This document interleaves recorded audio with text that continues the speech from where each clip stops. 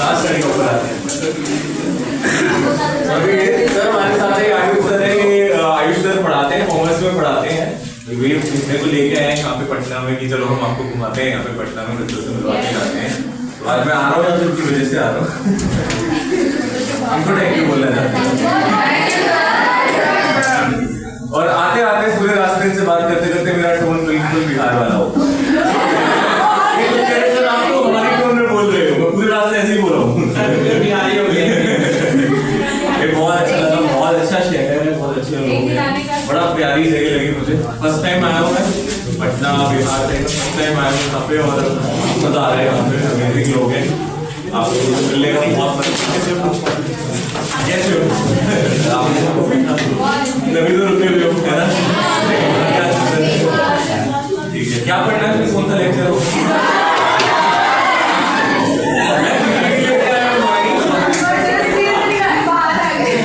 हाँ डाउट किसके थे? वो कौन है जो मेरा दिमाग खाता है सबसे ज्यादा खिला रहे?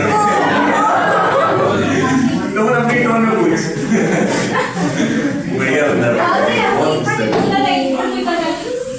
अच्छा माइक किसके हाथ में सबसे ज्यादा रहता है? इसके पास तो रहता है, और भी रहता है किसी के पास? हाँ पीछे से आवाज आती रहती है ना? नहीं लिखेंगे सर, अभी बच जाती है आप स्लाइड है ना? आता है ना? चलो बहुत बढ़िया, बहुत बढ़िया। कितने बजे से आते हैं आप लोग? सुबह 9 बजे से बैठते हैं, मेरा वेट कर रहे हो? सो स्वीट हो गया, बहुत बहुत अच्छा। तो सांस लेने के लिए भी थोड़ा सा पानी लेते हैं।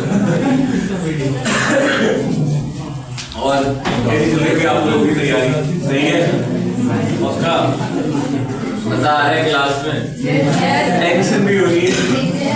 क्या लग रहा है जैसे जैसे पास आता जा रहा है आप लोगों को? लग रहा है पूरा 11 बहुत जल्दी निकल गया। मैंने पहले दिन कहा था 11 ऐसे बीतता है पता नहीं चलता है ना, और बाद में लगता है क्या किया 11 में, को हमने कुछ भी नहीं, ऐसा लगता है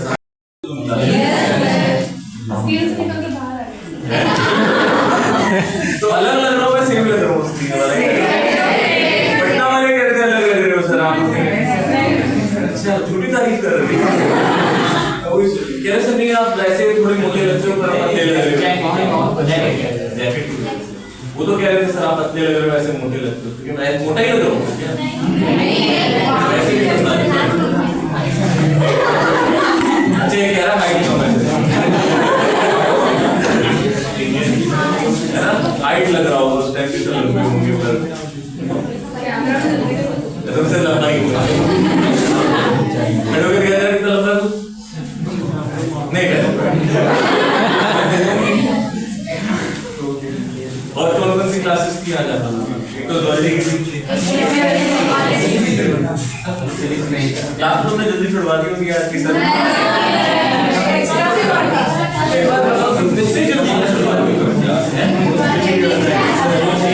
मैं मानता हूँ ना जल्दी काम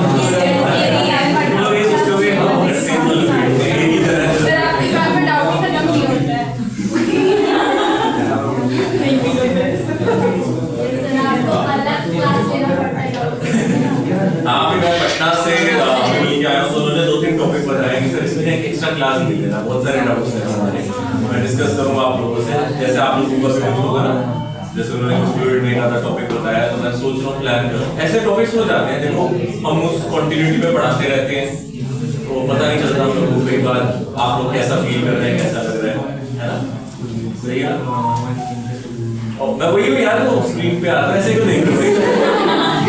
रिलैक्स, स्क्रीन से बाहर आ गए हो बस, सिर्फ ये दिखाने के लिए कोई एआई नहीं है है ना? सर है असल में पढ़ाते हैं तो लगे कि हाँ यार टीचर पढ़ाता है, ये आ गया हमारे सामने दोनों के साथ है।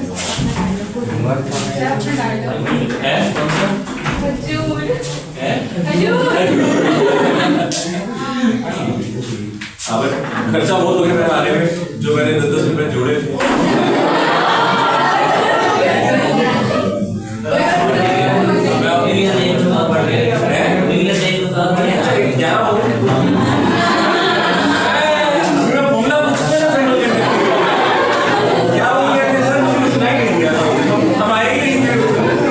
उस दिन तू आया था जिस दिन मेरी सैलरी बढ़ी थी, वैसे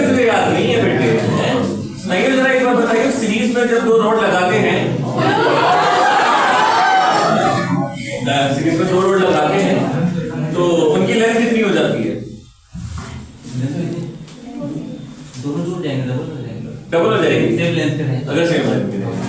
थर्मल कंडक्टिविटी का फॉर्मूला अगर एक की K1 एक की K2 है तो एक की थर्मल कंडक्टिविटी K1 एक की K2 है तो केवल प्लस K2 K1 बस K2 ये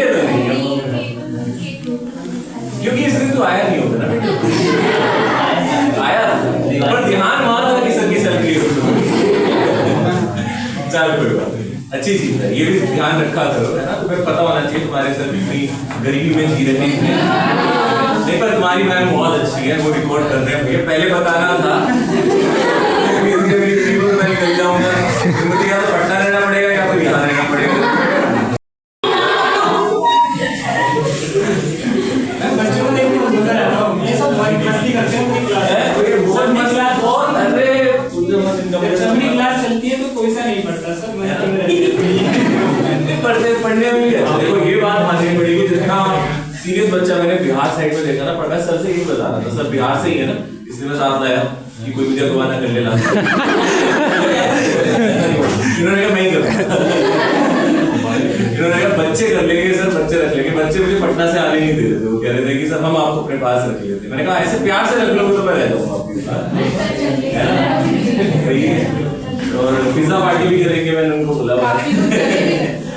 उनके तो सेक्टर एम से था डोमिनो है ना चलो आपके साथ भी करेंगे पिज्जा पार्टी करेंगे बट आप लोगों के लिए मैं आया हूँ इतनी दूर से कुछ आपके दिमाग में चल रहा हो सर आएंगे तो हम जरूर पूछेंगे सर से कनेक्ट करेंगे कुछ पूछना हो तो बताना पूछ रहे बस आपसे मिल लिए सर दिल खुश हो गया पता चल गया इंसान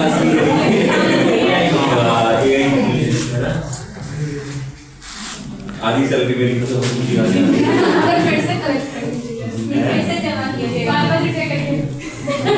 देखो 2-3 साल लगेंगे मुझे फिर से इतना इकट्ठा करने में आपसे मिलने में पर वैसे मैडम बहुत अच्छी है आपकी ठीक है ना रिकॉर्ड हो रहा है ना मैडम बहुत अच्छी है पूरे 101 रुपए दिए थे मुझे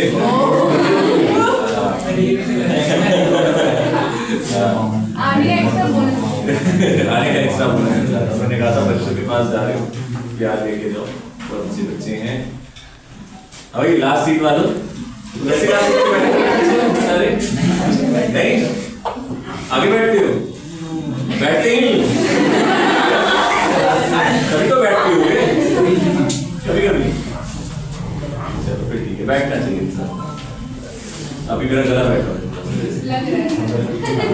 हाँ बोल के आया ना बहुत सारा थोड़ा सा बोला हाँ पर आज मैंने एक चीज देखी अभी मेरी तबीयत खराब हुई मेरे बेटे की तबीयत खराब हुई तो मैं उसको डॉक्टर के पास ले गया तो गला उसका ऐसे बैठा हुआ था तो डॉक्टर ने एक चीज बोली उसके बाद मैं वहीं बैठा रहेगा 2 मिनट बोला इसका गला थोड़ा सा ब्लॉक हुआ है तो जो वॉइस होती है ना तो फ्लूइड अंदर जाता है पहले अब इसका फ्लो टर्बुलेंट हो गया पहले लेमिनार था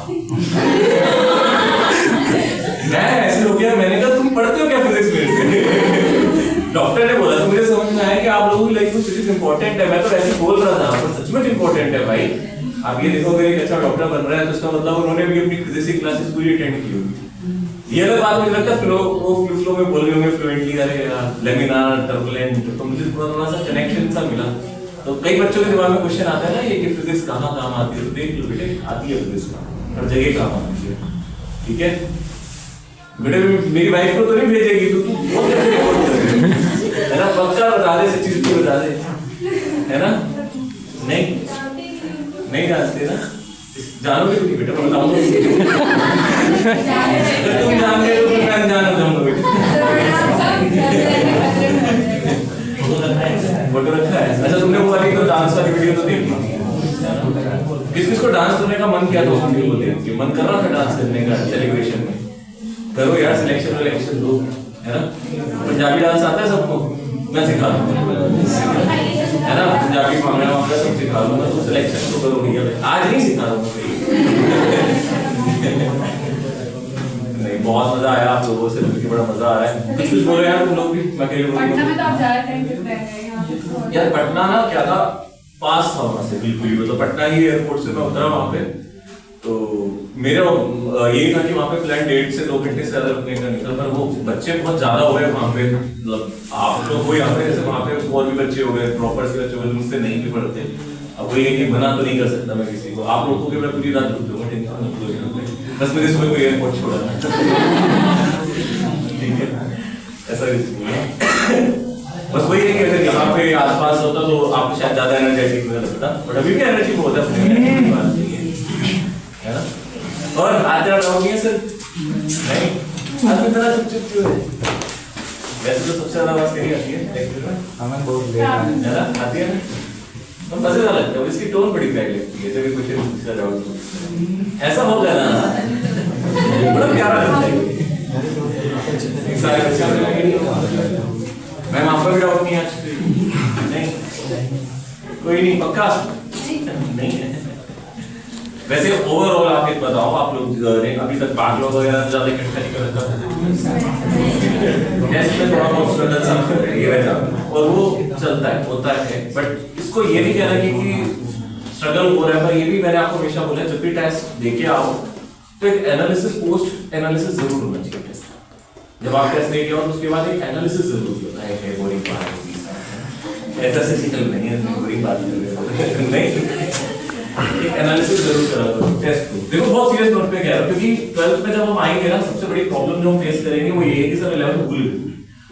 और मैं आपको अभी भी बता रहा हूं, सबसे ज्यादा चांसेस नीट को क्वालिफाई करने के 12th में होंगे, सबसे ज्यादा। और आप देखोगे जब आप ड्रॉपर जो मुझसे आप मिले थे ना, तो वो बहुत प्रेशर में रहते हैं। प्रेशर इन द सेंस, उनको पता है एक साल उन्होंने ड्रॉप कर दिया तो अब क्या, अगर इस साल नहीं हो पाया तो फिर बहुत ज्यादा प्रेशर हो जाएगा, पूरा 11th पढ़ना पड़ेगा, पूरा 12th पढ़ना पड़ेगा, तो वो हमेशा घबराए से रहते हैं, नर्वस से रहते हैं। आपके अंदर एनर्जी इतनी ज्यादा और आप ज्यादा कर भी पाओगे, आप किसी भी तरीके से प्रेशर में नहीं रहोगे और आपको ये भी रहेगा कि यार बस 12th हमें बस इतना याद रखना है, इस साल टारगेट रखना है कि जितनी जल्दी से जल्दी 12th कर सके और जितना बीच में 11th का पोर्शन रिवाइज कर सके। मैं मानता हूँ 11th में कई बच्चे भी फील कर रहे होंगे कि यार आधा तो पढ़ लिया, आधा कुछ चैप्टर तो ऊपर से निकल गया है। वैसे आपको कौन सा चैप्टर सबसे अच्छा लगा था जो आप लोगों ने पढ़ा? सीरियसली सॉलिड दो तीन दिन में खत्म हो गया। अच्छा लगा, सबसे अच्छा सॉलिड था, पता ही नहीं चला कब खत्म हो गया। बस सॉलिड ही अच्छा पढ़ाया मैंने, और कौन सा जो अच्छा लगा? बट्टा वालों ने वैसे रोटेशन ही बोला है, रोटेशन सब कहते हैं हेट्रोमास, वो भी कह रहे थे कि सब जितना लोगों ने डराया था रोटेशन से, उतना मजा आया हमें रोटेशन पढ़ने में पहली बार। तो देखो अगर आपने एंजॉय किया तो आपको चीजें याद भी रहेंगी, ठीक है? स्टूडेंट्स हैं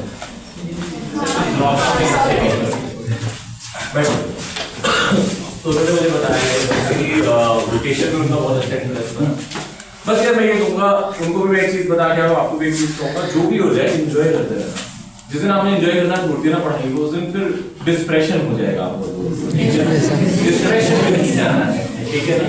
कोई डिप्रेशन वर्ड एग्जिस्ट ही नहीं करता है ना, डिस्प्रेशन में नहीं जाना है, अपने को पढ़ना है, खुश पढ़ना है ना, हंसते मुस्कुराते पढ़ते रहना। जो भी चीज पढ़ रहे हो उसको, कोई प्रॉब्लम लाइफ में भी आए ना, उसको हंसी हंसी फेस कर लेना, है ना? मैंने भी तो की है ना, हंसी हंसी शादी की है ना मैंने। तो मैं आपको देखता हूँ कोई नाराज, कभी उदास नहीं, ना हंसता ही रहता हूँ ना क्लास में मैं, ठीक है ना? कभी कभार गुस्सा आ जाता है, एक आधे को बीच में भी 2-3 दिन पहले हो गया था थोड़ा बहुत, बट ठीक है, तरह तो चलता है। टीचर भी तो लगना चाहिए ना, डांटे ना तो टीचर भी बात कर रहे हैं ना। वैसे मैं कम डांटता हूँ, ज्यादा नहीं डांटता, डांटा तो थोड़ा सा नहीं, जितना ही कोई एग्जाम नहीं है। और बताओ तुम लोग क्या फील कर रहे हो फिलहाल, जो तुम लोगों को तुम्हारे मन में ऐसा हो रहा हो कि वो मुझे पता आप खुश हो, मैं आ गया हूँ, इतना ठीक है, अब असली वाली बात बताओ कि क्या फील कर रहे हो? कुछ लग रहा है आपको कि सर ऐसा कुछ हो जाता है? देखो बहुत अच्छी चीज है कि हम लोगों को, वही मैंने भी बोला था कि हमें बैकलॉग नहीं करना है। मतलब पहली बात, अगर आपका बैकलॉग नहीं है, आप 12th में आओगे तो चैप्टर को ना रिलेट करो। जैसे आप इलेक्ट्रोस्टैटिक्स पढ़ोगे 12th में पहला चैप्टर, देखो अगर तो मैं ही मिल गया आप लोगों को, है ना, तो आप किस्मत वाले हो कि मैं मिल जाऊंगा आप लोगों को।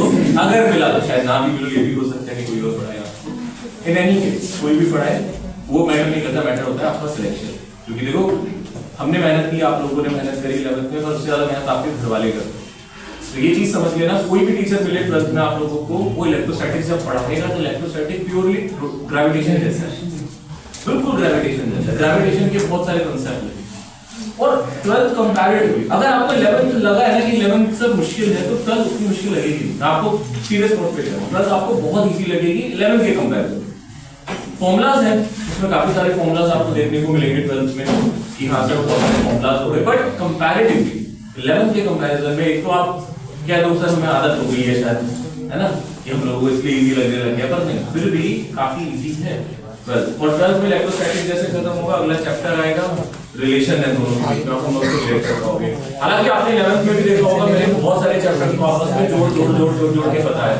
न्यूटन अभी तक आपका पीछा नहीं छोड़ रहा है ना, सपने में कई बार आता होगा, है ना, आप लोगों को ठीक है ना, पता चलता होगा। मम्मी उठाते हुए ऐसा लग रहा होगा न्यूटन उठाता होगा, इनर्शिया इतना हो गया तेरे अंदर, है ना, उठ जा, है ना।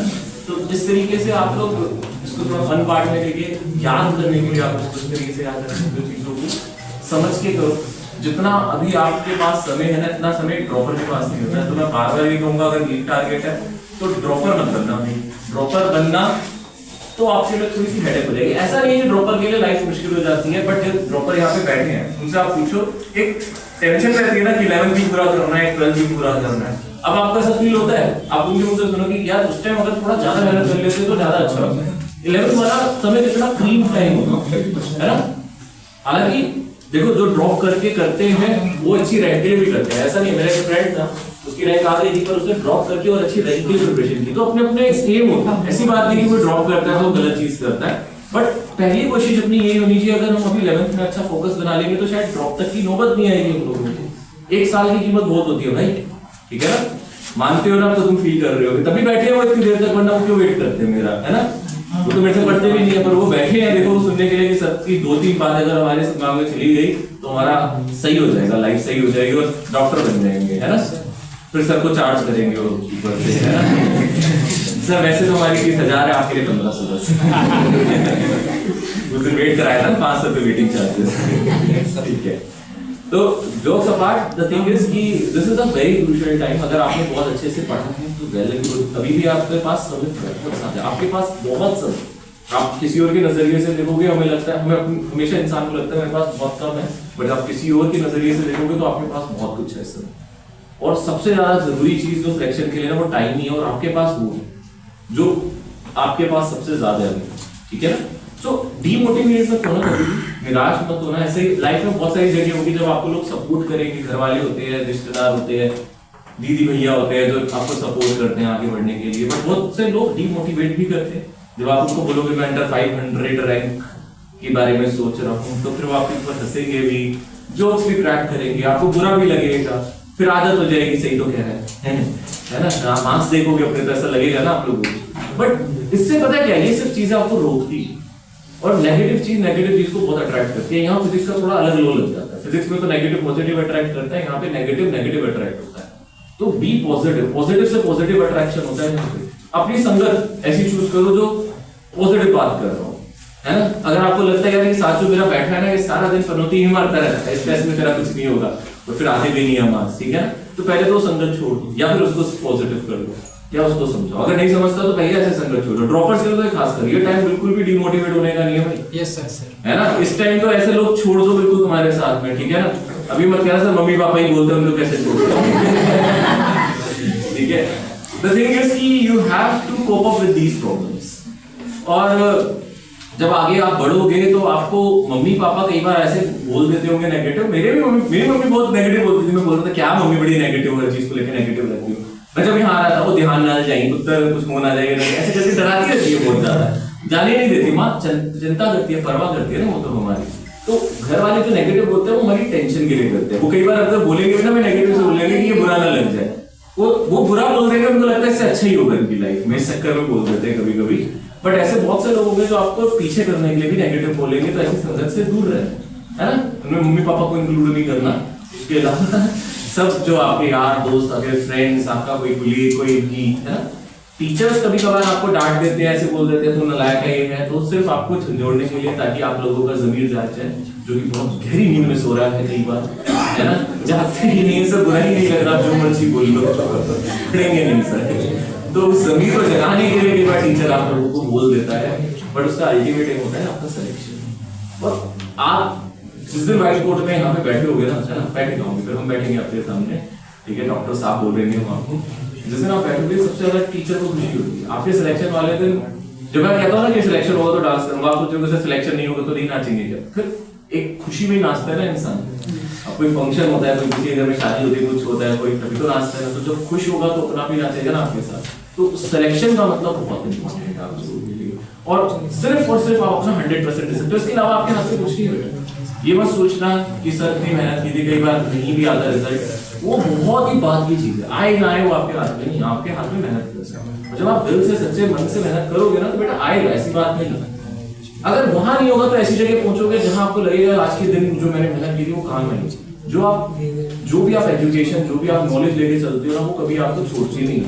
आपको लगता होगा कि यार ये इसमें मैंने इतना समय बर्बाद किया, इसका कोई मुझे फायदा नहीं हुआ, पर ऐसा कभी नहीं होगा। आप जो भी सीखोगे, जो भी ज्ञान लोगे, जो भी नॉलेज लोगे लाइफ में, यहाँ नहीं तो कहीं ना कहीं, किसी ना किसी लेवल पे कभी ना कभी आपके काम जरूर आएगी। मेरी बात ध्यान रखना। बहुत से मेरे स्टूडेंट्स हैं जो डॉक्टर बने, बहुत से स्टूडेंट्स हैं जो नहीं भी बने, और शायद इनकी संख्या ज्यादा होगी क्योंकि नीट का पेपर ज्यादा लोग देते। तो अगर मैं 10 गिना दूं और मैं अपने आप को बोलूं मैं बहुत अच्छा टीचर हूं, तो मैं ये भी बताऊंगा 90 सिलेक्ट नहीं भी तो हुए थे ना कभी मेरे से, उनका बोझ भी मेरे पे। बट मैं आज उनसे बात करता हूँ खुश अपनी लाइफ में, कह रहे सर कोई बात नहीं सर, नहीं हुआ तो पर हम जहाँ आ जाए तो नॉलेज तो काम आ ही रही है, ऐसी बात नहीं। तो लाइफ में आप जहाँ भी जाओगे, अगर आप नॉलेज रखते हो, आप एक हार्ड वर्किंग इंसान हो, तो आप सही जगह पहुंचोगे। देखो बाकी सब नसीब का खेल है, भगवान आपको जहाँ भेजेगा उसके लिखे के अलावा कुछ भी होता है ना। आप लोग ये चीज तो बिलीव करते हो ना, भगवान में तो सभी बिलीव करते हैं, है ना। बात समझ आ रही है ना। हर पेपर हम भगवान भरोसे ही लेके आ रहे हैं, जो भी दे रहे हैं, है ना। उस पर पूरा भगवान पूरा भरोसा है, सब पेपर ही जाएगा, है ना। जय माता दी के, जय माता दी की, है ना। ऐसे मात करके बहुत बार आए हैं सर के साथ। तो भगवान पे ये याद रखो, भगवान भी फिर मदद तब करेगा जब आप बहुत मेहनत करोगे। वो भी देखते हैं परीक्षा लेते, तो यार सही भी तो है ना, उसके बच्चे तो हम सभी। अगर भगवान एक ही सुन ले तो फिर कैसे होगा, वो भी तो देखेंगे ना यार, ये बच्चा भी, ये भी मेरा बच्चा, उसके लिए तो सारे बच्चे। तो जब आप मेहनत करोगे, सबसे अच्छी मेहनत करोगे, सबसे अच्छा करोगे, तो वो आपको सही जगह पहुंचाएंगे। और अगर होगी नहीं किस्मत में वो जगह, तो शायद उन्होंने आपके लिए और अच्छा भी सोच रखा होगा, है ना। तो ये कहते हैं ना, मन का हो तो अच्छा है और मन का ना हो तो और अच्छा है, क्योंकि फिर भगवान का कहा होगा, फिर तुम्हारे मन का नहीं। हमें क्या, हम तो ज्ञानी, हमें क्या पता क्या सही है क्या गलत है, वो सब जानते हैं। जो हमारे लिए हित में होगा वो वही करेंगे हमेशा, है ना। बात समझ में आ गई अच्छी तरीके से। और किसी का कोई अब डाउट हो तो आप मुझसे पूछ सकते हो पर्सनली, सर कुछ सीखना है, कुछ करना है, फोटो बाद में ले लेंगे, कोई दिक्कत नहीं है, ठीक है सर।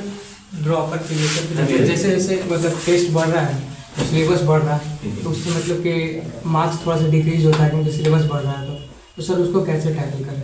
देखो ये बिल्कुल जेन्युइन सी बात है। जब आपका सिलेबस बढ़ेगा तो आपके लिए रिवीजन के लिए बहुत ज्यादा चीजें इकट्ठी हो जाएंगी जो हम कर नहीं पाते हैं। जैसे यस आप खुद सोचो, जब सिलेबस कम होता है तो मैक्सिमम चीजें रिवाइज कर पाते हैं, है ना। बट जब सिलेबस ज्यादा हो जाता है तो कई बार इसलिए भी कम आते हैं, हमें लगता है कि चल इस चैप्टर को तो मैंने पीछे पढ़ा था, पर एग्जाम में वो चैप्टर नहीं हो पाता, वो टॉपिक नहीं हो पाता। यस ऐसे में इंपॉर्टेंट ये है एनालिसिस करना कि टेस्ट में कौन से क्वेश्चंस हमने नहीं किए और वो किस टॉपिक के हैं, और क्या वो मुझे कंसेप्ट अभी भी याद है या नहीं, यस सर, है ना। और एक चीज होती है बेटा, कोई कंसेप्ट आना और कोई कंसेप्ट में आपका एक्सपीरियंस अच्छा होना कि आप जल्दी कर पाते हैं।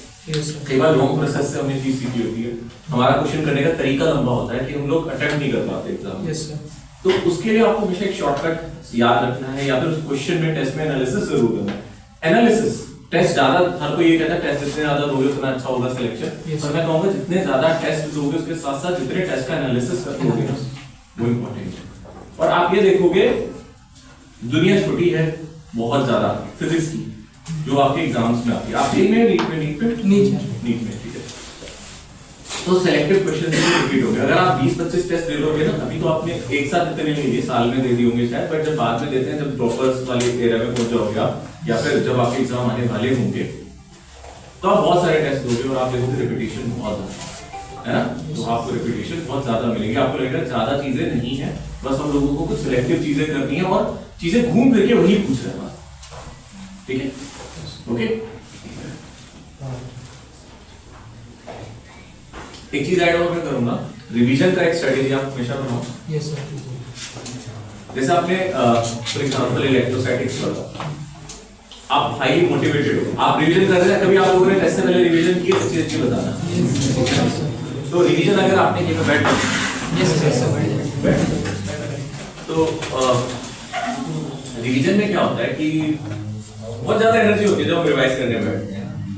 हम 2-4 मोटिवेशन की किताबें पहले पढ़ लेते हैं, ऐसा लगता है कि आज दुनिया हम ही काबू में कर लेंगे, हमसे बड़ा दुनिया नहीं है। 2-4 जो मोटिवेशन वाली लाइन जो होती है, तो 2-4 गाने तो इतने अच्छे बने हुए हैं ना, ये हौसला कैसे झुके, है ना, ये सारी चीजें सुन के जब आप रिविजन करने बैठे स्टार्टिंग के 2-3 पेज आप पूरे जोश में पढ़ते हो, और उसके बाद तीसरे पेज में जो नींद आती है, भगवान बताए वो नींद बहुत अच्छी होती है ना, बड़ी अच्छी होती है। इतनी नींद कभी नहीं आई जितनी उस दिन आती है जब आप तीसरे चौथे पन्ने पे होते हो। प्रॉब्लम क्या है, आप अपना सारा जोश उन टॉपिक्स पे लगा देते हो जो वैसे ही इजी है। Yes sir. आप कोई चैप्टर स्टार्ट करते हो, चैप्टर की स्टार्टिंग वैसे ही इजी होती है।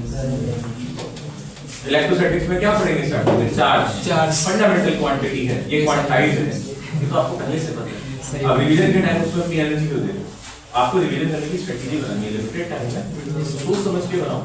मैं सच्ची बताऊं, अगर आप एक काम करो, यस सर, अगर आपने चैप्टर पढ़ा हुआ है, आप पीछे से रिवाइज करना स्टार्ट करो, फिर आपको पता है सिर्फ 60 या 70% रिवाइज करना पड़ेगा, क्योंकि पीछे वाले टॉपिक वैसे ही मुश्किल आता है ना, मुश्किल है। तो पर अगर आप रिवाइज कर लोगे तो आपको याद आ जाएंगे, तो उसी में जो स्टार्टिंग का चैप्टर का क्वेश्चन है वो कवर हो जाएगा, तो आपको वहां तक जाना ही नहीं। बात समझ में आई? पीछे से पकड़ने का चैप्टर फायदा क्या है? पहला फायदा, आप हाई एनर्जी में होते हो। मोटिवेशन की किताब पढ़ी है ना थोड़ी देर पहले, तो हम लोगों ने YouTube पे वीडियोस देखी है मोटिवेशन वाली, है ना, खून एकदम उबाले में होता है ना, उस टाइम तो आप सबको बाहर निकाल देते हो कमरे से, मैं पढ़ूंगा पूरे दिन, है ना। पर उस समय अगर आप उन टॉपिक्स पे ध्यान दोगे ना जो मुश्किल वाले हैं, या पीछे से स्टार्ट करोगे, तो मेजर चैप्टर आपका 30-40% रिवाइज करने में ही कंप्लीट हो जाएगा। और अगर आप वही एनर्जी स्टार्टिंग में लोगे तो थोड़ी देर में बत्ती गुल हो जाएगी, इंटरेस्ट ही चला जाएगा। ठीक है बेटा, इसको एक बार करके देखो। अभी और बोलो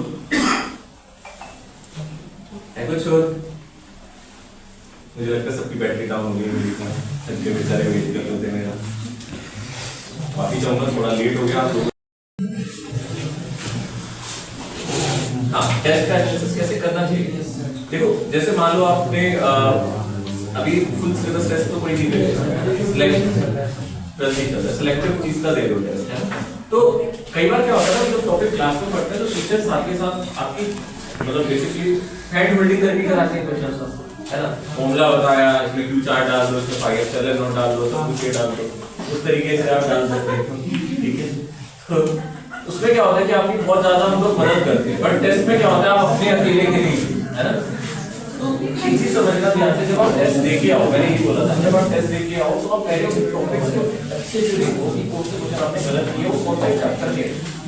अगर एक ही चैप्टर का है तो आपको पता ही है, तो आपके लिए और अच्छा फनल क्रिएट हो गया कि मुझे इसी टॉपिक में दिक्कत है, तो उस टॉपिक के क्वेश्चंस को प्रैक्टिस करो और उसको लिख लो। भाई मैं आपको बता रहा हूँ, हमारी याददाश्त बहुत कमजोर है ना, मेरी और सबकी, आपकी सबकी कॉमन बात कह रहा हूँ, भूल जाते हैं। हमें लगता है कि हमें याद रहेगा, फिर हम भूल जाते हैं।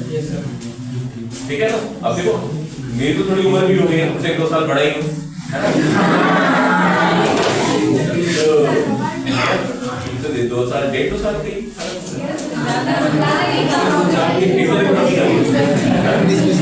तो बात ये है कि हमें लगता है कई बार हम कोई चीज ऐसे सोचते हैं कि ये चीज तो मुझे पता होगी, ये टॉपिक मुझे नहीं आता, पर इसके बाद जितनी चीजें पाइल अप हो जाती है वो चीज कभी आती नहीं है।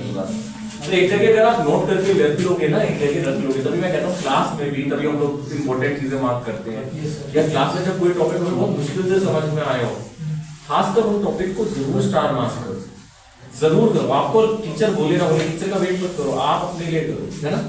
और रिवीजन स्ट्रेटेजी कुछ इस तरीके से बनाओ कि हर चैप्टर के बाद, हर एक क्लास के बाद, ये अगर आप करना चाहो तो मैं कह रहा हूँ ये इससे बड़ी चीज नहीं। मैं बता रहा हूँ इससे पेन बहुत होगा जो मैं आपको भी बताने वाला हूँ, पर इससे लाइफ में चीजें आसान हो जाएंगी। आपने आज एक लेक्चर लिया 2 घंटे का, मान लो 2 घंटे का लेक्चर आपका होगा, 1 घंटे 45 मिनट की जो भी क्लास होती है। क्लास में मैं नहीं मानता कि टीचर जब पढ़ाता है तो आपको समझ में नहीं आता, आपको आ जाता है। प्रॉब्लम आती है जब हम क्वेश्चंस करते हैं या बाद में रिवीजन करते हैं।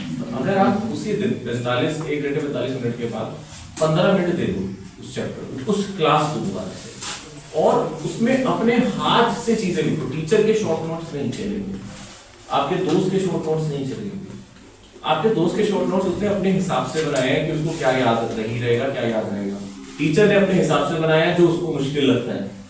टीचर के लिए भी मुश्किल होता है। ऐसी बात नहीं, कोई टॉपिक जब हम पढ़ाते हैं तो हम किसी टॉपिक को बहुत स्ट्रेच करते हैं, किसी को जल्दी जल्दी पढ़ा के निकल जाते हैं। मेरे अपने पर्सनल फेवरेट टॉपिक भी होंगे जो मुझे अच्छे लगते होंगे, जब मैं पढ़ाता हूँ तो वो आपको भी दिखता होगा, है ना। जैसे रोटेशन मेरा फेवरेट चैप्टर था, तभी आप सब कहते हो रोटेशन में तो मजा आ गया, है ना, क्योंकि मेरे को अच्छा लगता था अपने टाइम पे। तो आपको क्या बुरा लग रहा है, आपका कहाँ अच्छे से कितना अच्छा टॉपिक को एक्नॉलेज कर पा रहे हो, ये तो आप ही जानते हो। आपको 1 घंटे 45 मिनट के बाद वो 15 मिनट बहुत पेनफुल लगते हैं, क्योंकि दोबारा मन नहीं करता है, इतनी मुश्किल से तो क्लास खत्म हुई है, वो 15 मिनट क्यों दूंगा उसको। पर अगर आपने 15 मिनट दिए तो आपको 1 बार 2 बार 3 बार मुश्किल लगेगा, उसके बाद आपकी बॉडी यूज्ड हो जाएगी उस चीज की, आपकी आदत बन जाएगी। ठीक है, एक एग्जांपल, परफेक्ट एग्जांपल बता रहा हूं। आप लोग किस किस को साइकिल चलानी आती है? साइकिल सबको चलानी आती है पक्का।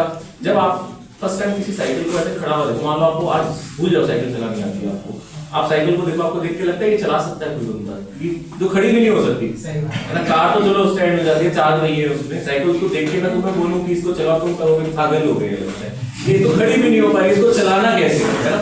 बोलोगे या नहीं बोलोगे? लॉजिकल बात है भाई, नहीं देख के लगता है नहीं चला पाओ।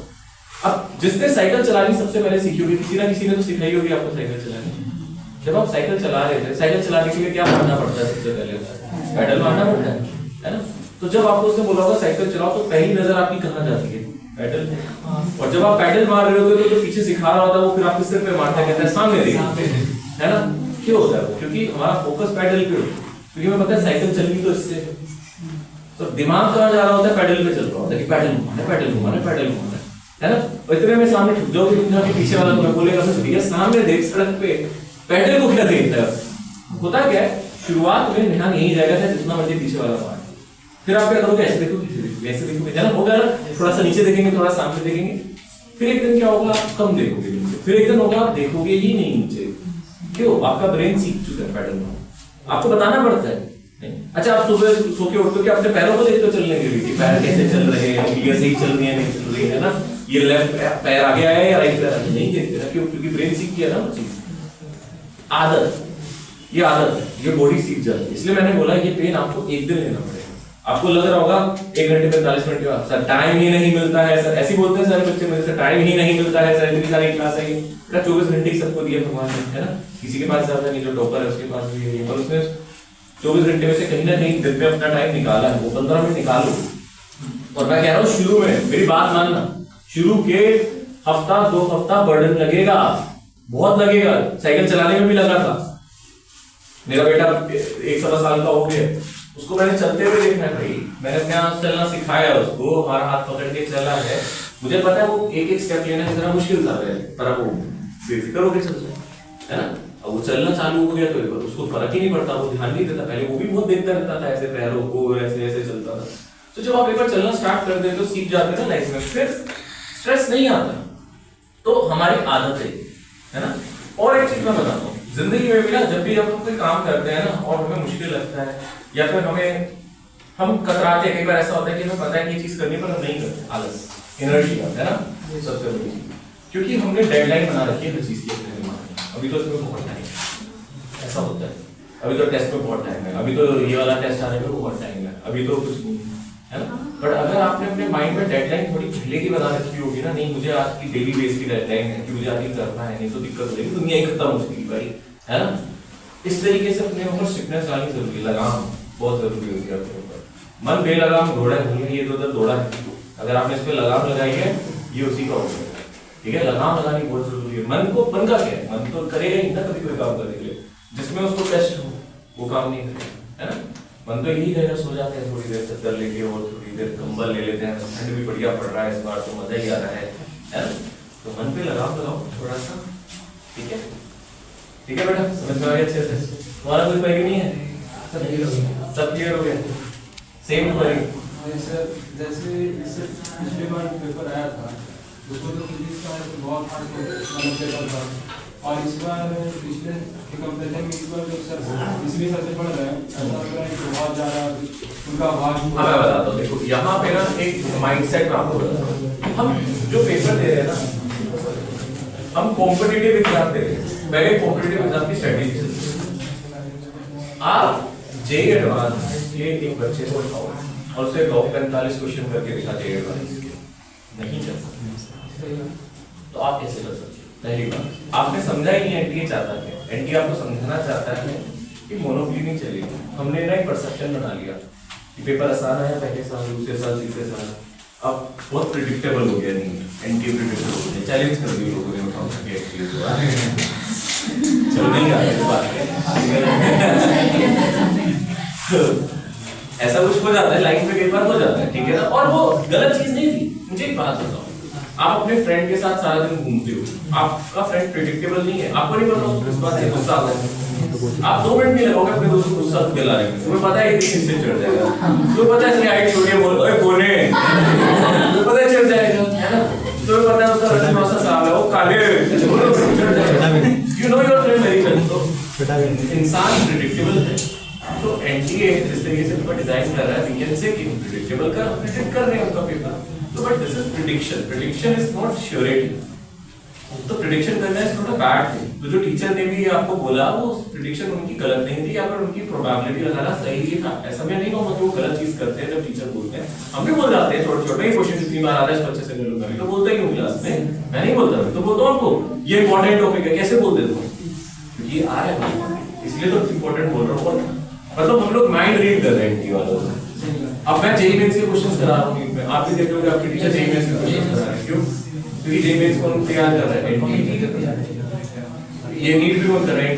अब नीट में क्वेश्चंस पेपर कम होता है, साल में एक बार होता है, और जेईई का बहुत शिफ्ट्स में होता है, तो वो चाह रहे हैं कि एनटीए का दिमाग पढ़ ले, इतने क्वेश्चंस कर ले जेईई मेंस के, उन्हीं में से तो क्वेश्चन नीट में फंस जाएगा। पर उसके बावजूद अगर आप 5 क्वेश्चंस या 6 क्वेश्चंस को छोड़ दो, ज्यादा क्वेश्चन मुश्किल नहीं थे उस पेपर में भी, आप मान लो चलो मैं 10 क्वेश्चन मान लेता हूँ, बट 35 क्वेश्चन तो कर सकते थे लास्ट ईयर। सिलेक्शन तो उसका हो गया ना, जिसने 40 क्वेश्चन किए थे वो तो फर्स्ट रैंक ले आया, तो तुम क्यों डरे? जिसने 40 कर दिए होंगे, 45 कुछ 3-4 क्वेश्चन छोड़ दिए होंगे, उसका सिलेक्शन तो हो गया था ना। तो हमें सारे थोड़े ना करने थे पेपर में क्वेश्चन, बेटा हमें दिमाग लगाना है कि ये रेस है, रेस लगा रहे हैं हम लोग, तो रेस में जो जीतेगा, जो सबसे आगे दौड़ रहा होगा। तो आप कंपटीशन एग्जाम में जब पेपर देने जा रहे हो, अगर बहुत टफ आ जाता है बेटा, तो घबराना नहीं है। यही तो मेंटालिटी है पेपर बनाने वाले की, सेट करने वाले की, कि वो आपके नर्व्स को चेक करना चाहते हैं। सोचो आप लाइफ में डॉक्टर बन जाओगे, मुझे पता है आप सब पे भरोसा है ना, मैक्सिमम लोग बन जाएंगे, इतनी मेहनत करोगे तो बन जाओगे। कोविड के लिए तैयार थे क्या डॉक्टर? चैलेंज आएगा, फेस किया, अब वो बोल दे कि ये तो हो नहीं सकता था, लोग पत्थर मारने लग गए डॉक्टर को, जैसे लोग टीचर को भी बोलने लग गए उल्टा सीधा, लोगों ने बोला है ना, और मैं इसके खिलाफ हूं कि कोई टीचर तुम्हें पढ़ा रहा है, अगर नहीं आया साल उस तरीके का पेपर, तो ये मतलब नहीं कि तुम उसको पत्थर मार दो, उसको गलत बोलो। वो सारे साल मेहनत कर रहा है, उसने बहुत सारे सिलेक्शन कराए हैं, वो तुम्हारे भले के लिए ही कराता है। तो तुम डॉक्टर हो, आप इस चीज को अच्छे से समझो। जब कोविड आया, अगर लोग बोलने लगे क्या एमबीबीएस किए हैं, कोई कोविड का इलाज नहीं मिला, चैलेंजेस लाइफ में कभी भी आ सकते हैं। तो आपको एनटीए अभी से प्रिपेयर कर रहा है, इसीलिए चैलेंजेस है, पेपर में कभी भी कोई क्वेश्चन मुश्किल आ सकता है, बट आपको दिमाग लगाना है कि वो मुझे भी अटेम्प्ट करना है या नहीं करना। 45 क्वेश्चन में से वो 5 या 10 क्वेश्चन बाद में भी कर सकता था। मैं डरा क्यों, मैं पैनिक क्यों हो गया? पैनिक इसलिए हो गया क्योंकि हमने स्ट्रेटेजी बना रखी थी कि भैया 720 मार्क्स आ रहे हैं एग्जाम में, तो आपको ये दिमाग से निकालना पड़ेगा। ये अच्छी चीज की है एनटीए ने लास्ट ईयर, ये बहुत अच्छी चीज की है कि उन्होंने आपके दिमाग में ये चीज डाली 720 नहीं लाने, मैक्सिमम मार्क्स लाने, ग्रोथ हमारी अच्छी होनी चाहिए। आप सिर्फ कंपेयर करो अपने स्कोर को, जब यहाँ टेस्ट होता है कि मेरी रैंक क्या आ रही है, आप कंपेयर करो कि मेरे 720 आ रहे हैं, ठीक है। इसलिए टेस्ट ज्यादा से ज्यादा देने चाहिए, ज्यादा लोगों में देने चाहिए। इसलिए हम लोग कभी कभी बच्चों को बोल देते हैं आरटीए वाला टेस्ट ज्वाइन कर लो, ये कर लो। क्यों बोलते हैं? क्योंकि हम चाहते हैं आप ज्यादा से ज्यादा बच्चों को बैठ के टेस्ट दो, ताकि आपको पता चले आप कितने पानी में हो। आप मुश्किल पेपर में भी आपको पता चलना चाहिए 720 सबके नहीं आ रहे, मुश्किल पेपर देख आप डिमोटिवेट ना हो जाओ। पर आप ये देखो, आप सही मार्क्स आ रहे हैं, कंपैरेटिवली सही स्कोर कर रहे हो, गुड है ना। सो इस तरीके से सोचना, हमेशा अच्छे क्वेश्चंस की प्रैक्टिस वो करा रहे हैं, दैट इज वेरी ओके, कोई दिक्कत नहीं है। पर मैं आपको फिर बता दूं, जो क्वेश्चन को 5 आएंगे, अगर ऐसे 5 फिर से आएंगे तो भी तुम नहीं है ना। तो इस चीज को अपने दिमाग से निकाल दो। अच्छी मेहनत करनी चाहिए, है ना, पर इतने लंबे क्वेश्चन सॉल्व नहीं होते, क्योंकि जेईई एडवांस में मुश्किल आते हैं, पर वो सारे नहीं कर पाते। टाइम भी तो है, आपको 45 थोड़े ना करते हैं, तो आप कैसे कर लोगे? आप जो मर्जी कर लो, आप नहीं कर पाओगे, है ना। या फिर स्टैंडर्ड इतना ही ज्यादा बढ़ जाए आपके एजुकेशन का, फिर आप एक्स्ट्राऑर्डिनरी बन जाओ, तो गलत चीज है। बट प्रोबेबिलिटी जो है वो बेटा करनी है, तो उससे मत डरना। अच्छी चीज है, टीचर आपको एडवांस का पढ़ा रहे हैं, हम लोग भी जेईई एडवांस के क्वेश्चंस करा रहे हैं। मैं अपनी यकीन बैच में जेईई एडवांस के क्वेश्चंस कराता हूँ, 11th में कम कराता हूँ, और यकीन वाला जब बैच आता है कराता हूँ, क्योंकि जेईई एडवांस के क्वेश्चंस आप सोच रहे होगे सर हमें भी करवा दो, बहुत सारे इसलिए नहीं कराए जाते। आप जो पढ़ रहे हैं आप ये देखते होगे, जब जेईई एडवांस का क्वेश्चन आता है उसमें 11 25 कंपाइल होते हैं, तो वो जे एडवांस के, तो आप सोचो कि सर हमें क्यों नहीं कराते जे एडवांस के, क्योंकि वो आप कर ही नहीं पाओगे भाई, क्योंकि उसके लिए अभी आपको 12th भी तो पढ़ना पड़ेगा ना, और आपका वो मेंटल लेवल भी होना चाहिए। मैं आपको करा दूं और वो बहुत मुश्किल हो जाए, फिर आप अगले दिन ही सोचो कि आज जाना ही क्यों है क्लास में, जब होता ही नहीं है उससे, वो चीज नहीं आनी चाहिए, ठीक है। और आगे बढ़ते रहो, मैंने कोई बोला जो भी है प्रॉब्लम का सामना कैसे ऐसे ही करते रहो, है ना, कोई भी प्रॉब्लम हो लाइफ में, ठीक है ना। मेरे को देखा ना खुश रहता हूँ ना मैं, हमेशा मेरी प्रॉब्लम्स आप जानते ही, प्रॉब्लम नहीं है वो मेरी, ऐसे क्यों सोचते, ठीक है ना। तो फिर उसको लेकर के अगर तो परेशान हो जाते हैं, समझ नहीं आ रहा है कि आगे और क्वेश्चंस नहीं बनेंगे उसके लिए। मैं तुम्हें एक बात बताता हूँ कि इसके इस केस के लिए क्या है, तुम पहले एक अपना आपको सीधी सी बात है कि जिंदगी में ना पहले चलना सीखते हैं इंसान, बाद में दौड़ना सीखते हैं। तो अगर तुम चल नहीं रहे हो, सोचो सीधा उठ के मैं दौड़ दूंगा ना, तो तुम गिरोगी, उनके बल गिरोगे, तो तुम पहले चलना सीख लो अच्छे से। तुम्हें ऐसा लग रहा है कि सर वो जे एडवांस के नहीं हो रहे हैं, तो अगर वो 10 करा रहे हैं, तुम्हें 6 भी आ जाए ना, चुपचाप एब्जॉर्ब करो, बर्डन मत लो। तुम्हें नहीं पता अगले साल क्या पता, अगले साल पेपर फिर से इजी हो जाए, ऐसा कोई जरूरी नहीं है कि दोबारा वो मुश्किल ही देगा, और हो सकता है बहुत मुश्किल भी दे। बट जो तुम खुशी खुशी कर पाओ, जो तुम्हारा मेंटल स्टेटस में अलाउ करे, उतना तो पहले करो अच्छे से, है ना। समझो, सर से समझो, अगर तुम्हें लगेगा बहुत ही ज्यादा प्रेशर पड़ रहा है, तो पहले एग्जाम में फिल्टर करना सीखो, तुम्हें भी फिल्टर करना आना चाहिए। तो 45 में से कौन से क्वेश्चन मेरी हद के बाहर है, कौन से बिल्कुल ही अजीब से क्वेश्चन है ना, तो उन पे ज्यादा ध्यान देना, ठीक है। और किसी के कहने पे रुकना नहीं है। भैया दीदी जो आपको गाइडेंस देते हैं, मैं मानता हूं उनसे लो, प्रॉपर सी बात सुनो। ये भी भैया दीदी हैं आपके, है ना, दीदी तो नहीं है, भैया ही है, ठीक है। अगर कोई आपको गाइडेंस करता है, उनकी बात सुनो, बट एक चीज सोचो कि वो ड्रॉपर है ना। कई आपके भले के लिए भी कहते हैं, कई लोग जबरदस्ती भी आप लोगों को कोई गाइडेंस दे तो पहले टीचर की सुनूंगा ना, क्योंकि वो खुद हमारी बात सुन रहे हैं यहाँ पे। और कई बच्चे मैंने देखे 11th में आने के बाद ब्लाइंडली फॉलो करते जा रहे हैं, वो एक्सपीरियंस है उनसे सीख लेते हैं। टीचर से ज्यादा एक्सपीरियंस तो नहीं है ना, ठीक है ना, उनको भी तो जरूरत पड़ रही है हमारी गाइडेंस की, है ना। तो आप उनसे गाइडेंस दो, उनकी काम की बात सुनो, है ना। बट अगर आपको कोई लगे, है ना, कि वो मूवी देखती ना, ये रोंग नंबर है ना, अगर आपको समझ में आए कि कोई आपको उल्टी कर रहा है, दे रहा है, अरे कितना होगा, मेरे को तो 4 साल हो गए, तू कम से कम 5 साल लेगा, है ना, ऐसे आपको बोले, आपका एनालिसिस करके आपको मीठी मीठी बातें करे, तो समझ जाना ये रोंग नंबर है, उससे दूर रहो थोड़ा सा, ठीक है, ठीक है। और बताओ, हाँ जी,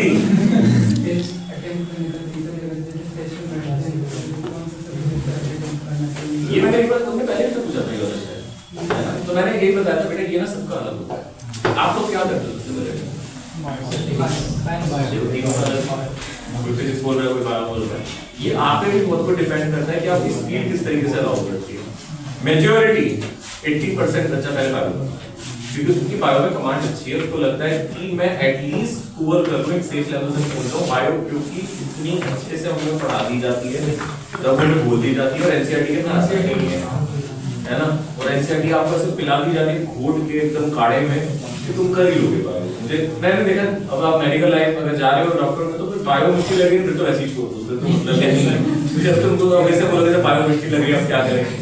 तो फिर बहुत सारे तरीके हैं, रिक्शे वाला भी है, साइकिल वाला भी है, बहुत सारी दुकानें हैं, खुली भी है, ठीक है। अब तुम ये कहो कि बायो मुश्किल लगे तो मुश्किल ही हो जाएगा ना, फिर बायो तो आपको होनी ही चाहिए अच्छी। और अच्छी बात यह है कि अभी तक एनडीए ने बायो में टेस्ट लेना चालू नहीं किया, अगले साल ये भी हो सकता है बायो मुश्किल आ जाए, ठीक है ना। आया था लेकिन मतलब बायो लेंदी आया था, या जैसे भी है, मतलब बायो भी आपके लिए चैलेंजिंग हो सकती है, बायो भी चैलेंजिंग हो सकती है, तो इसके लिए तैयार करना। मान लो जैसे देखो, इस साल एक सिनेरियो ये भी हो सकता है, ये लोग आप तो भी नहीं देने जाओगे, आप देने जाओ पेपर, हो सकता है बायो बहुत ज्यादा लेंदी और फिजिक्स बहुत इजी है। वही सर, सारे जो है मैं आपको ये बोलूंगा कि मैं किसी सब्जेक्ट के फेवर में हूँ, किसी के अगेंस्ट मैं हूँ, आपके सिलेक्शन के फेवर में। मैं ये नहीं कहूँगा फिजिक्स के 45 क्वेश्चन करा, केमिस्ट्री करा, मैं तो ये कह रहा हूँ अगर फिजिक्स के 30 क्वेश्चन करने में सिलेक्शन हो रहा है और बाकी पूरे कर पा रहा है, ऐसा पेपर आ रहा है, तो छोड़ दे फिजिक्स 30 कर ले, क्या दिक्कत है। स्ट्रेटेजी, अगर मैं सबको साथ नहीं लेके दूंगा तो मैं सिलेक्शन कैसे करूंगा। पर मैं ये भी बोलूंगा कि ऐसा भी हो सकता है इस बार बायो इतनी लेंथी आ जाए कि बायो के 30 में से और मुझे लगे फिजिक्स के 45 हो सकते हैं, तो ईगो पे क्यों लेना कि बायो ही तो मेरा सब्जेक्ट है, मैं बायो नहीं करूंगा तो मेरा डॉक्टर नहीं। अरे छोड़ो यार, 45 क्वेश्चन करो, ठीक है ना, देखी जाएगी, बाद में बन जाएंगे, डॉक्टर सीख लेंगे, है ना। तो ईगो पे कभी नहीं लेना, चैप्टर को ईगो पे मत लेके जाना, कई बार पता है क्या होता है, जैसे आपने बोला सर आपने रोटेशन क्या संभाल होता है, क्या बढ़िया पढ़ाया, मैंने एक टेस्ट लिया उसमें रोटेशन के 5 क्वेश्चन थे, तुम्हारा एक भी नहीं। जब मैं सोचा कि मैं क्या नजरिए मिलाऊंगा अपने आप से, क्या ही बोलूं मैं, सर को बोला था बड़े बड़े वादे किए थे, तो आपने वो 20 क्वेश्चन छोड़ दिए, 5 क्वेश्चन के लेते हैं, कहीं कोई समझदारी नहीं, हर क्वेश्चन 4 नंबर का है, सबकी वेटेज सेम है ना, किसी क्वेश्चन से प्यार नहीं है, कोई मोहब्बत नहीं है, किसी से तुमने शादी नहीं कर ली, ये क्वेश्चन मेरा ही है ना, मैं इसको मरते दम तक नहीं छोड़ूंगा, तो किसी का नहीं हो सका, मेरा नहीं हो सका तो किसी का नहीं होगा, है ना, नहीं जा हट में जा, मुझे 4 नंबर चाहिए, मैं दूसरा कर लूंगा, नहीं होता मेरा तो जा, है ना, ब्रेकअप कर लो उस क्वेश्चन से, ठीक है ना, ओके, समझ में आ रहा है इसे, ठीक है ना, छोड़ दो उस क्वेश्चन, ठीक है, पक्का। तेरे को क्या तू क्या करता है पहले सबसे पहले बता, फिजिक्स केमिस्ट्री पर कभी जैसे फिजिक्स को टेस्ट करते हैं तो मार्क्स अच्छा आ जाता है, पहले और बायो को करते हैं तो ये हो सकता है बेटा, तुम्हारी फिर अपने भी तरीका होता है, तुम अगर तो फिजिक्स में पहले कंफर्टेबल हो ना, कई बच्चे सोचते हैं जो सबसे मेरा जिसमें मेरी कमांड अच्छी है या फिर जिसको मुझे डर लगता है या फिर मुझे लगता है इसको टाइम से निकालना है, उसको पहले निकाल लूं, है ना, जैसे अच्छा घर में भी तो कई बार होता है जब कोई चीज हमें खाने में बहुत अच्छी लगती है, जैसे मेरी भतीजी थी, वो क्या करती थी, उसको मीठा अच्छा लगता था तो उसको थोड़ा सा लड्डू वगैरह देते थे, तो पूरा खाना खा जाती थी, लड्डू बिल्कुल लास्ट में खाती थी, उसको लगता था लास्ट में फ्लेवर अच्छा आना चाहिए, है ना, तो ऐसा होता है कई बार टेस्ट में, हम कुछ चीजों को बचा के रखते हैं अपने लिए, तो अपनी अपनी स्ट्रेटेजी अलग है, तो जब आप बहुत सारे टेस्ट दोगे तो आपको इतना तो पता चल जाएगा मेरे लिए बायो पहले बनी है या फिजिक्स पहले बनी है ना, तो अलग तरीके से जब किसी को फॉलो मत कर, तू देख तेरा स्कोर किससे अच्छा है बेटा, जहां तुम्हें लगे कि सर यहाँ आ रहा है तो सर इसी को बना लेगा, कोई दिक्कत नहीं, वो सब उनकी अलग अलग है, तुम भी देखो कहीं एक जैसे लास्ट टाइम बच्चों ने मुझे बताया था, कुछ बच्चे क्या करते हैं पहले पेपर को रीड करते हैं 10 मिनट पूरा थोरली, और रीड करने से बायो उनकी माइंड में सॉल्व हो जाता है, और फिजिक्स और केमिस्ट्री का आइडिया लग जाता है, एक आध बार करके देख लेना, टेस्ट में हो सकता है 5 नंबर कम हो जाए तो मुझे बोलना मत, ठीक है, कोई नहीं, एक आधा टेस्ट चलता है, थोड़ा गैम्बल तो खेलना बनता है ना, कि इससे तुम्हें फर्क पड़ता है, क्योंकि ये भी एक स्ट्रेटेजी है, कई बच्चों ने मुझे बोला है और इनके मार्क्स अच्छे आए थे कि वो 10-15 मिनट देते हैं रीड करने में, मैंने कहा फिर तुम्हारे 10-15 मिनट तो बर्बाद हो जाते हैं, क्या नहीं सर में फायदा हुआ, क्यों, क्योंकि रीड करने में कई आंसर दिमाग में ही आगे बढ़ोगे, जब तूने दोबारा क्वेश्चन देखा तो तुम्हें पता था उसका आंसर क्या होगा, तो टाइम तो बच गया सर, कोई वेस्ट नहीं हुआ हमारा टाइम, है ना, तो 10-15 मिनट रीड कर लेते और कोई पता चल जाता है इस पर फिजिक्स इजी है केमिस्ट्री या बायो, अगर उनको देखते हैं रीड करने में पता चलता है फिजिक्स इजी है, तो फिर वो डर निकल जाता है ना फिजिक्स के कौन से क्वेश्चन अटेम्प्ट करने, या फिर मान लो आपने 45 क्वेश्चन जल्दी जल्दी ऐसे एक बार पढ़ लिए तो आपको पता चल जाएगा उसके स्टार्टिंग के 5 मुश्किल और बाद के 40 बहुत आसान, जैसे इस बार फिजिक्स में यही हुआ था, पहला ही क्वेश्चन ऐसा धमाकेदार था कि वो हुआ ही नहीं सॉल्व, गलत बात है, बाद में टीचर्स ने ही कहीं सॉल्यूशन सारे देखो एक मिनट में हमने सॉल्व कर दिया, खुद एक दिन लगा के, तो वो चीजें नहीं होती है, वो हाइपोथेटिकल चीजें, तो मैं आपको गलत गाइड नहीं करूंगा, मैं सही गाइडेंस दूंगा कि जो मुश्किल है वो जनरली मुश्किल है, जो नहीं किया जा सकता आपकी रीत से बाहर है, उसके लिए इतना स्ट्रगल मत करो, इतना पेन मत लो, जहां आप अच्छा कर सकते हो आप उसको करो, प्लीज बैठ लो, बैठ लो, अच्छा लग रहा है सर भी जैसे ज्यादा एज नहीं है सर, क्या एज हो गया आपको 21 एज सर, पीडब्ल्यू में है, मतलब देखो सर की डेडिकेशन बहुत अच्छी है, सर जब पढ़ रहे थे आपकी एज के थे, मतलब अभी 2-3 साल का ही फर्क होगा, नहीं आप फिर मेरे से बड़े हो गए इसमें 1-1.5 साल तो मेरा था इसे, तो आप बड़े हो सकते हैं, तो मतलब वही बता रहा हूँ, सर की डेडिकेशन बहुत अच्छी है, सर को मतलब इनकी डेडिकेशन देखिए पीडब्ल्यू ने खुद बुलाया कि सर आप पढ़ाओ, क्योंकि इनको तब से पढ़ाने का शौक, सबके अलग अलग सपने होते हैं, सर कॉमर्स में है, साइंस नहीं पढ़ाते, आपको लग रहा होगा सर का नंबर लेके नहीं काम आएगा, कॉमर्स पढ़ाते हैं, ठीक है, और सर की डेडिकेशन बहुत अच्छी है, मुझे बहुत अच्छे लगते हैं पर्सनली, ये नोएडा आए थे बीच में, तो जब मुझे फिर ये पटना आ गया तो मैं स्पेशली इनसे बोला कि सर आप मिलो मेरे से, है ना, तो देखो मेहनती लोग हैं, मेहनती लोग कहीं ना कहीं कुछ ना कुछ अच्छा करते हैं, अपनी पूरी फैमिली को सपोर्ट कर रहे हैं, आप ये देखो 21 ईयर की एज में सर ने जॉब स्टार्ट कर दी अपनी फैमिली को सपोर्ट करने के लिए, आई एम नॉट सेइंग कि आप स्टार्ट कर दो, बट दिस इज ट्रुथ कि आप कुछ कर सकते हो, आपके अंदर अगर वो आग है आगे बढ़ने की तो आपको रोक नहीं सकता कोई उस तरीके से, ठीक है, ठीक है सर, बहुत क्यूट है ना सर, है ना, और बताओ कभी बिजनेस और पहले बनाते हैं क्या ये कभी डिवाइस नहीं है, ये सेपरेट डिवाइस नहीं है, तो कभी उसका 80% पूरा होता है, उल्टा करता है, आज से स्ट्रेटजी थोड़ी सी पलट दी 80% 70% हो रहा है, उल्टा करना चाहिए, और अगर ऐसा लगे उल्टा करके 10% भी नहीं होना तो सीधा ही कर लियो, वैसे होगा नहीं, ठीक है ना। चलिए मेरी बात में आएगी सर, पहले 80% तो बोला था, तो 30% ही हो रहा है। कई बार पूरा भी हो जाता है, पर मैं बताऊं उसमें क्या तुमने 80% कर दिया, जीरो नहीं हो तुम, ठीक है ना। कई बार हम टारगेट करके हाइपोथेटिकल बनाते हैं कि हम इतना कर लेंगे, कई बार ऐसा हुआ होगा ना फिर दिमाग में, आज तो मैं उठूंगा नहीं, पानी नहीं पीऊंगा जब तक मैं ये ना कर लूं, 5 मिनट बाद तुम गट पूरी बोतल पी जाते हो, है ना। हो जाता है कई बार कि आप इतना ज्यादा अपने आप को स्ट्रेस दे देते हो। ठीक है यार, ठीक है, चलो थोड़ा सा ठीक है ना, एंजॉयमेंट बंद नहीं होना चाहिए लाइफ में, ठीक है ना। करते रहो, 80% कर लिया ना बहुत है, इसके बाद 50% नहीं करके जाता था, ठीक है, तो भी अच्छे नाच किया, ठीक है, ऐसा कुछ नहीं है, करो, है ना। एक बार वो स्ट्रेटेजी में कह रहा हूं करके देखना, और जरूरी नहीं है काम करें, क्योंकि हर जगह देखो कोई मेडिसिन किसी के लिए बनी, कोई किसी के लिए बनी है, तो सबकी डोज अलग होती है, पर उससे मैंने देखा है बच्चों को फायदा होता है, इसलिए मैंने कहा ट्राई करो, टेस्ट विद टाइम, ये टेस्टिंग टाइम, तभी तो टेस्ट बोलते हैं, इससे आप गलती करोगे सीख जाओगे और मेन एग्जाम में नहीं करोगे। तो अभी आप जितना मर्जी टेस्ट करना कर लो, अब सही समय है, पर डीमोटिवेट मत होना, नहीं कोई मुझे नाराज नहीं चाहिए, कोई मुझे उदास रहना नहीं चाहिए, सारे हंसते खिलखिलाते चाहिए, है ना। जब मुझे मिलो मुझे लगे कि यार मैंने पढ़ाया था, खुश अपनी लाइफ जिंदगी में बस खुश रहना जरूरी है ना बेटा।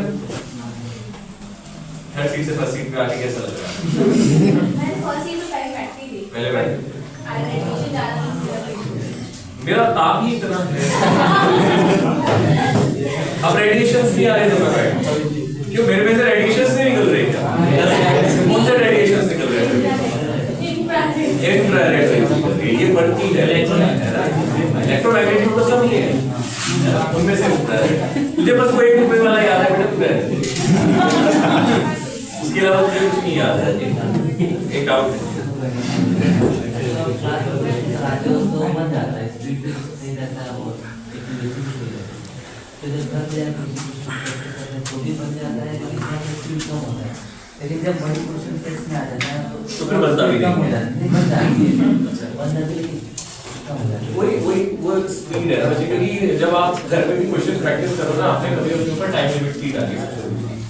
जब आप घर पे करते हो ना, तो सबसे गंदा तरीका क्वेश्चन करने का क्या है, एक क्वेश्चन किया, एक मैसेज का रिप्लाई कर दिया, है ना, टंग टंग एक बेल बजी है, देख तो लूं, क्या पता नोटिस आ रहा हो, कुछ इंपॉर्टेंट नहीं है ना, उसको साइड रखो फोन को, ठीक है ना। सबसे बड़ी प्रॉब्लम ही फोन है हमारा, ठीक है ना। ये बात मैं भी नहीं पहले मानता था, मेरी बीवी ने मुझे बताई कि आप बहुत फोन में लगे रहते हो, हालांकि मैं टेलीग्राम से बच्चों के रिप्लाई कर रहा होता था, एक बार वो अलग चीज है, उसको नहीं समझ में आता, मेरे फोन पे लगे रहते हैं, मुझे पता मैं काम के लिए कर रहा होता हूं, कई बार रील भी देखना होता है, ऐसी बात नहीं है ना, रील बनाते हैं देखते भी हैं, कई बार ऐसी बात नहीं है, but I think phone is consuming lots and lots of time on you, so whenever you are sitting, कम से कम 10 क्वेश्चन 20 क्वेश्चन एक टारगेट बनाओ, पहले 5 से स्टार्ट करो, एक बार मैं बोलूंगा 20 तो आप नहीं करोगे, 5 क्वेश्चन, अगर आप 1-2 क्वेश्चन करें तो 5 क्वेश्चन करने से पहले उठना नहीं है, आंसर भी नहीं देना होगा, फिर ऐसे टारगेट को 10 पे ले जाओ, 20 पे ले जाओ, तभी तो एग्जाम में इतने सारे क्वेश्चन कर पाओगे ना एक बार में। जैसे वो कह रहा है कि एग्जाम में स्पीड नहीं बन पाता है, क्योंकि जब आप टेस्ट कर रहे होते हो तो आपके पास अल्टीमेट टाइम है, 5 मिनट में तो एक क्वेश्चन सोल्व कर लेते हैं, तो टेस्ट में 5 मिनट थोड़े हमारे पास एक क्वेश्चन सोल्व करने के लिए। जब हम घर पे बैठ के कर रहे होते हैं, हमारा एक ही टारगेट होता है क्वेश्चन सोल्व करना, हमारा कभी टारगेट नहीं होता कितनी देर में करना, क्योंकि अभी हम सीख रहे हैं, कोई गलत नहीं है उसमें। बट अगर आप ऐसा ही कर रहे हो तो एटलीस्ट एक टारगेट तो रखो कि 20 क्वेश्चन करके ही उठेंगे, 10 क्वेश्चन करके ही उठेंगे, तो टारगेट हाइपोथेटिकल मत रखो, एकदम 20 का मत रखो कि आप करो ही ना, है ना, बैठने में दिक्कत हो जाए, पहले 5 कर लो, क्योंकि मुझे पता भी 5 की भी कैपेसिटी बहुत ही कम बच्चों की, मुश्किल से 2 क्वेश्चन करते होंगे और उठ जाते होंगे, या तो पानी पीने के लिए, या फिर आवाज आती रहती होगी, या फिर हाँ मम्मी पापा को तंग कर देता होगा, थोड़ा सा होना पड़ेगा, आपको स्ट्रिक्ट रखते हैं, ठीक है। तो ये एक बार करके देखना पड़ेगा, जब घर पे क्वेश्चन प्रैक्टिस करेगा ना, तो कह रहा है ना हो जाता है, थोड़ा सा टाइम लगता है, कोई बात नहीं, ले लेना है, पर 15-20 क्वेश्चन करने से पहले उठना नहीं, ठीक है ना, करके देखिएगा ना एक बार ये स्ट्रेटेजी काम करके बच्चे स्ट्रेटेजी मैंने अपने ऊपर आजमाई हुई है। हम लोग इस एज से निकले हुए हैं 2 साल पहले, तो हमें पता है, ठीक है ना। तुम्हें क्या लगता है ये एज कितनी होगी, बताओ तुम्हारी कितनी है?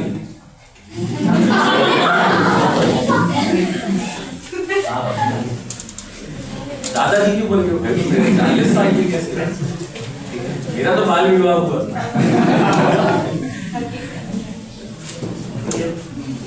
एक आध साल छोटा ही होगा तुमसे, ऐसा कुछ नहीं, ठीक है। सीखोगे ये स्ट्रेटेजी करना ही बड़ा आसान है, ठीक है ना। और बताओ और लड़कियों की कोई क्वेरी नहीं है, लड़कियों को तो हमको तो पढ़ाई करवाना था वैसे सब्जेक्ट को रीड किए या फिर उसका रिवीजन किए, उसके बाद उसका क्वेश्चन बनाने बैठे, टाइम लग जाता था ज्यादा। जो यार ये ना हम लोगों को एक बार लगता है कि क्लास में तो बहुत अच्छा लगता है, बाद में होता है। आप एक बार मुझे बताओ, आपने मूवी देखी कभी थिएटर में जाके, है ना? कभी देखी है थिएटर में मूवी? नहीं। घर पे देखिए कभी कोई पूरी मूवी बैठ के मूवी, मैं कोई तो एग्जांपल दे दो मुझे। सीरीज का एक एपिसोड देखा तो जब आप देखते हो तो पूरा मस्त फ्लो बनता है, नहीं बनता है ना, मजा आता है ना देखने में पूरा फ्लो। पर मैं आपसे उसके बाद एपिसोड अभी सुनो तो सुना दोगे, 2 दिन बाद सुनो तो आप सारी यादें याद रख पाओगे नहीं, जबकि उसमें आपका पूरा इंटरेस्ट आया है। तो ब्रेन है ना यार, वो कितनी चीजें याद रखेगा, उसको बार बार याद दिलाना पड़ेगा। हम लोग ये चीज भूल रहे हैं कि ये ब्रेन ऐसे ही काम करता है, ये कोई मशीन नहीं है, कैलकुलेटर नहीं है, आपने डाला बाहर आ गया डाटा बाहर निकालना पड़ना बड़ा मुश्किल है इससे, है ना? वही साइकिल वाली मैं बात कह रहा हूँ ना, जैसे आपको कि एक बार आदत पड़ जाएगी तो हो जाएगा, तो आप इसको ट्रेन कर सकते हैं, है ना? जैसे एक जिद्दी घोड़ा होता है ना, इसको साधना पड़ता है, नहीं तो वो आपको काबू नहीं करता। ये दिमाग की ऐसे ही वो जिद्दी है, इसको साधना पड़ेगा आपको। तभी तो कहते हैं ना, प्रैक्टिस से आप परफेक्शन छोड़ सकते हो, है ना? Good, better, best. Never let them rest till good becomes better and better becomes best. ठीक है? जितनी आप मेहनत करोगे उतना आप आगे बढ़ोगे। ठीक है? ठीक है? प्रिपरेशन करके जाते हैं, पर जब टेस्ट देने बैठते हैं ना तो माइंड हो जाता है कि बनेगा नहीं बनेगा। सोच रहे हैं सेकंड नोट्स लाएं, जितना बनेगा मैक्सिमम बनेगा, और वहाँ ना कंसंट्रेशन का बहुत कीजिए, आपका फोकस नहीं जाना चाहिए। कोई बात नहीं, आने को कोई बात नहीं, सीखना ही तो है ना, तभी तो ज्यादा स्ट्रेस दे रहे हैं ना, प्रैक्टिस इसलिए तो कर रहे हैं ना बेटा। टेस्ट हम देख क्यों रहे हैं मुझे बताओ, टेस्ट का नाम ही टेस्ट क्यों रखा गया? आप विराट कोहली, रोहित शर्मा को क्रिकेट मैच में खेलते हुए देखते हो, वो आज भी नेट प्रैक्टिस क्यों करते हैं बताओ मुझे? उनके मन में नहीं फोबिया, इतने ज्यादा सेंचुरी स्कोर करने के बाद विराट कोहली नेट प्रैक्टिस कर रहा है, आप ये उसको जरूरत पड़ रही है, वो भी नर्वस है, वो भी आज पहली बॉल फेस करने से डरता है, वो भी पहली बॉल का आउट भी हो जाता है। अब ये देखो, तो आप क्या चीज हो, आप तो उतनी मेहनत नहीं कर पा रहे ना, तो आप ये चीज सोचो, होगा वो फोबिया आएगा, पर धीरे धीरे तो वो फोबिया निकलेगा। वही साइकिल वाली बात, आप साइकिल पे पहले दिन बैठोगे तो आपको गिरने का डर तो लगेगा ही, गिरोगे ही ना, जमीन से नीचे तो नहीं गिर जाओगे, है ना? पहाड़ों पे तो नहीं चला रहे ना, ठीक है? तो आप एक बात समझो ध्यान से, डरो मत इस चीज से, ये प्रोसेस है। जब आप इस चीज को समझ लोगे ये प्रोसेस है, तो फिर आपको डर नहीं लगेगा, आपको लगेगा कि ये तो मुझे इसी चीज को कॉप अप करना है, ये चीज मेरे पास आ रही है, मेरे दिमाग में आ रही है, टाइम पास आ रहा है, अब 15 मिनट बचे हैं, कैसे मैं हाइप हो जाती हूँ, मेरे हाथ ऐसे काम का मारने लगते हैं, मुझे ऐसा कभी टेस्ट में ना, लास्ट के 15 मिनट में तो ऐसा लगता है कि चल ही नहीं रहा,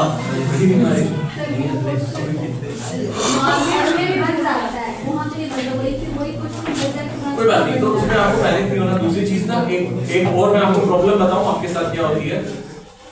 मान लो आपने कोई एक्सरसाइज में क्वेश्चन पढ़ा, 9 क्वेश्चन पढ़ा, नहीं हुआ, अब 10 क्वेश्चन में 9 क्वेश्चन को लेके चलते हो, क्वेश्चन 10 पढ़ रहे हैं, दिमाग में 9 चल रहा है ना, वो तो जाता, अरे यार आ तो गई थी इफेक्टिव, फिर वो जाते हो 9 पे, फिर नहीं आता, फिर धीरे-धीरे में 10 पे आता, फिर टाइम ही निकल जाता है, छोड़ दिया जिसको एक बार, छोड़ दिया, पलट के नहीं देखना है ना, ठीक है ना? पलट के मत देखो, कोई बात नहीं, लास्ट में टाइम बचेगा तो हमने उसको जितना वो एक्सपेक्ट करता था उतना टाइम दे दिया था ना, है ना, उसकी जरूरत का टाइम दे दिया था ना। तो आप कहोगे सर ये तो हो नहीं पाता, आप कह रहे हो पर करने में फर्क है, तो एक दिन में तो होगा ही नहीं ना, अभी तो कह रहे हैं ज्यादा कैसे होगा, इसलिए तो बोल रहे हैं कि आदत बनेगी, मैं बार बार बोल रहा हूँ, आदत बन जाएगी ना, जब चीज तुम्हारी हैबिट में आ जाएगी तुम्हारी, तो तुम्हें पता चल जाएगा कि अब ये प्रॉब्लम नहीं आ रही।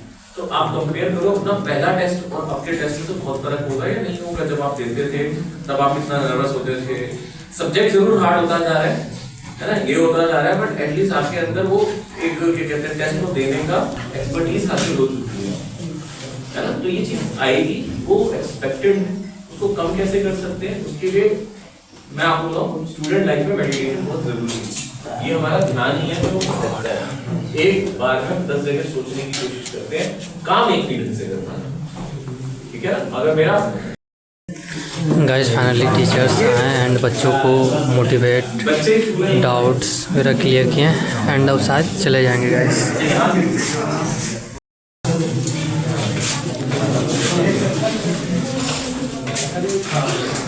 देख सकते हो ये सर उनको रिस्पेक्ट देते हुए।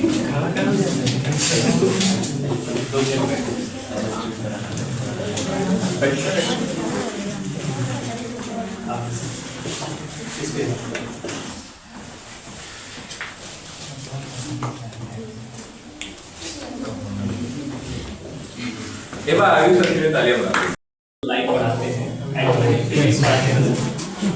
बच्चों की मैथ्स का मुझे इतना आइडिया नहीं है और यहाँ के जितने बच्चे हैं सभी नीट के हैं, जेई वाले सारे भाग गए हैं। सुबह आए हुए थे और सुबह की क्लास खत्म हो गई थी उन लोग की 1:30 बजे, तो आई थिंक वो सब निकल गए हैं। वो इतना ज़्यादा सीरियस लेते भी नहीं जेई वगैरह को, तो इस वजह से वो जल्दी चले गए। आप लोग का धन्यवाद कि आप लोग रुके रहे। और सर बिहार शरीफ नालंदा के सभी staff and faculties and students आपको धन्यवाद करते हैं कि आप इतनी दूर से यहाँ पर आए, सभी बच्चों से मिलने आए, उनके जो कंसर्न्स थे उनके बारे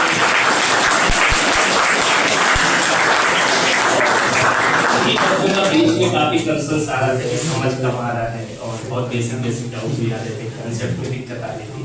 और इस बात के लिए हम बड़े शुक्रगुजार हैं कि आप वहाँ से आए और सभी बच्चों का मनोबल बढ़ाए। और साथ में मैं उम्मीद करता हूँ कि सर ने जो भी टिप्स आप लोगों को दी स्पेशली ड्रॉपर हैं, बाकी जो आगामी छात्र हैं जो आने वाले समय में नीट के एग्जाम्स में अपीयर होंगे और बेटर रिजल्ट्स की उम्मीद कर रहे होंगे। और मैं उम्मीद करूँगा कि सर ने जितने भी टिप्स दिए वो आप लोग फॉलो करेंगे और एग्जाम प्रिपरेशंस में एंड परफॉर्मेंस में वो चीज़ आप लाएंगे जिससे कि आप लोग का बेटरमेंट हो, परफॉर्मेंस अच्छी हो। राइट, सो धन्यवाद सर। और यहीं पे डिस्कस करते हैं, जिससे आप लोग भी लेट हो रहे हैं तो आप लोग अब जाइएगा। Thank you sir, thank you again sir.